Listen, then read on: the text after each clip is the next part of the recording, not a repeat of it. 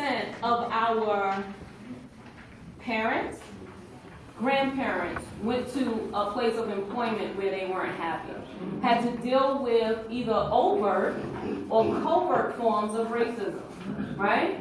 In which they were treated unfair because of something that we can't change, our phenotypical characteristics, our skin color, or even our gender as women, right? For some of us.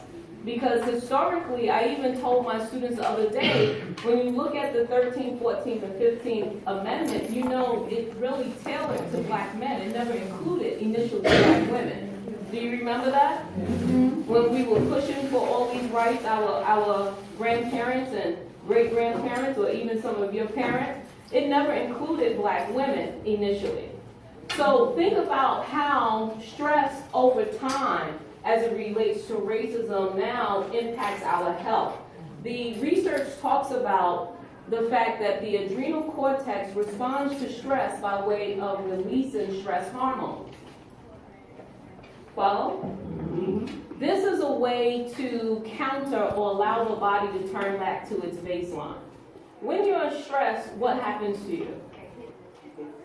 You get overwhelmed. You get nervous, you feel overwhelmed, headaches, all different types of physical aspects of stress. When I'm stressed, for me personally, my stomach bothers me. Oh, it's just not a good day, right? It's really not. Or I have insomnia. So my body is telling me that it's overwhelmed. Research says that when your body is overwhelmed, whether you realize it or you continue to try and push through it, that cortisol is being released to kind of bring everything back to a calm. But guess what? Too much of it causes physical health challenges. The research says that too much of cortisol being released causes our immune system to be compromised. But guess what else? You're supposed to say what? Wow. It also impacts the release of dopamine, which causes an imbalance here, making us more susceptible for mood variability.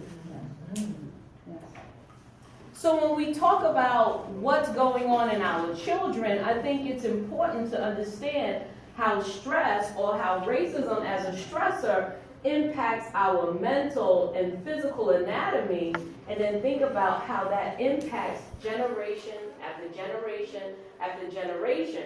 If you're